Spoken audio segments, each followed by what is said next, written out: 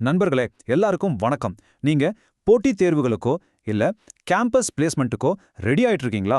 அப்போ சூப்பர். இன்னைக்கு நாம ஒரு முக்கியமான தலைப்பை பார்க்க போறோம். அதுதான் சக்சசிவ் ப்ராஃபிட் ப்ராப்ளம்ஸ். அதாவது அடுத்தடுத்த லாப கணக்குகள். இத எப்படி ரொம்ப சிம்பிளா லாஜிக்கா சால்வ் பண்றதுன்னு பார்க்கலாமா? வாங்க உள்ள போலாம். சரி, முதல்ல நாம கேள்வியை நல்லா புரிஞ்சுக்கலாம். நான் மெதுவா படிக்கிறேன், கவனமா கேளுங்க. ஒரு விற்பனையாளர் ஒரு தொலைக்காட்சிய 30% லாபத்தில் விற்கிறார். சில்லறை விற்பனையாளர் அதனை 25% லாபத்தில் விற்கிறார். இறுதி வாடிக்கையாளர் 1950 ரூபாய் செலுத்துகிறார் எனில் அந்த விற்பனையாளரின் அடக்க விலையை கண்டறியவும். சிம்பிளா சொல்லணும்னா, ஒரு டீலர் ஒரு ரீட்டைலருக்கு டிவியை விற்கிறாரு. அந்த ரீட்டைலர் ஒரு கஸ்டமருக்கு விற்கிறாரு. ரெண்டு பேருமே லாபம் பார்க்கறாங்க.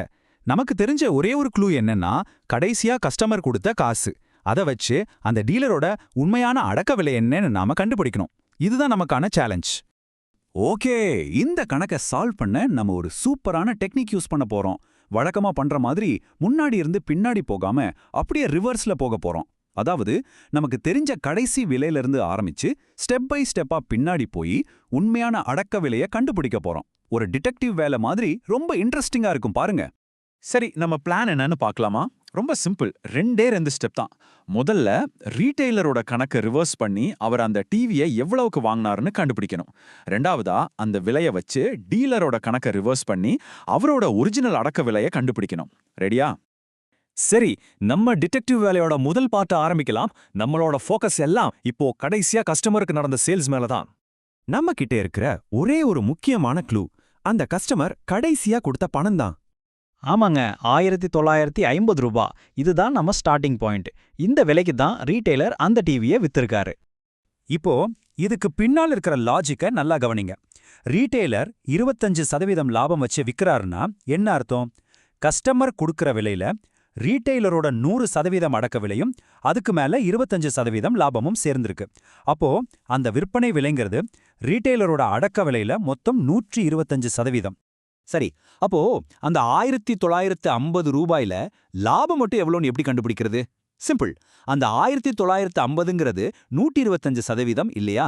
அதுல 25% தான் லாபம்.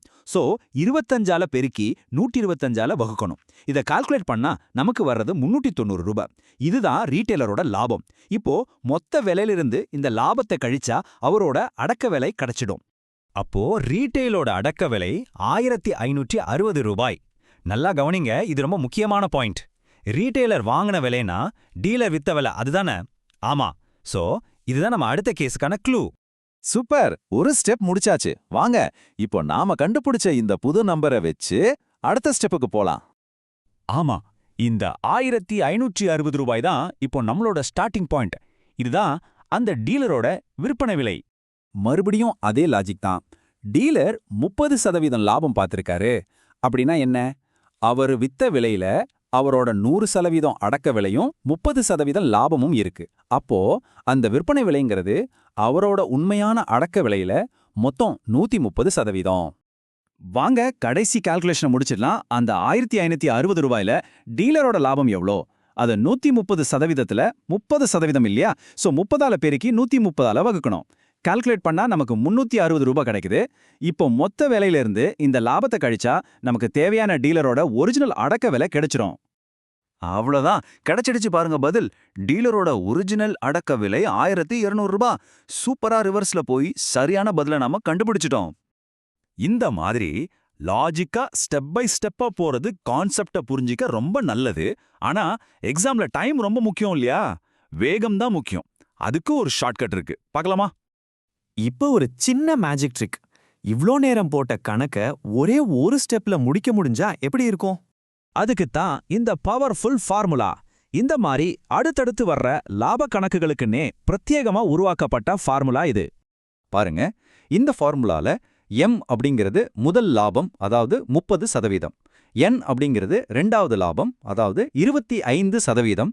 நம்ம கணக்குல இருக்கிற நம்பர்ஸை இதுல போட்டா எப்படி வருதுன்னு பாருங்க. பாத்தீங்களா? அதே 1200 ரூபாய்.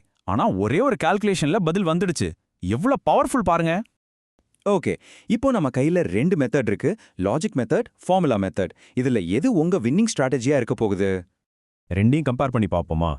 லாஜிக் மெத்தட்ல போனீங்கன்னா கணக்கு நல்லா ஆழமா புரியும், எதையும் மனப்பாடம் பண்ண வேண்டாம். ஆனா ஃபார்முலா மெத்தட் அது உங்களுக்கு பயங்கரமான ஸ்பீட் கொடுக்கும், ரொம்ப எஃபிஷியன்ட். இதிலிருந்து நாம கத்துக்க வேண்டிய முக்கியமான விஷயம் என்னன்னா, முதல்ல லாஜிக்க புரிஞ்சுக்கோங்க, அப்புறமா ஷார்ட்கட்டை மாஸ்டர் பண்ணுங்க. ஏன்னா அந்த ஃபார்முலா ஏன் எப்படி வேலை செய்யுதுன்னு உங்களுக்கு தெரிஞ்சா மட்டும்தான் எக்ஸாம் டென்ஷன்லயும் நம்பிக்கையா அதை யூஸ் பண்ண முடியும். அப்ப சொல்லுங்க, லாஜிக்கா இல்ல ஸ்பீடா? உங்க அடுத்த எக்ஸாமை ஜெயிக்க நீங்க எந்த கருவியை கையில எடுக்க போறீங்க? யோசிச்சு பாருங்க. அடுத்த பகுதியில சந்திக்கலாம்.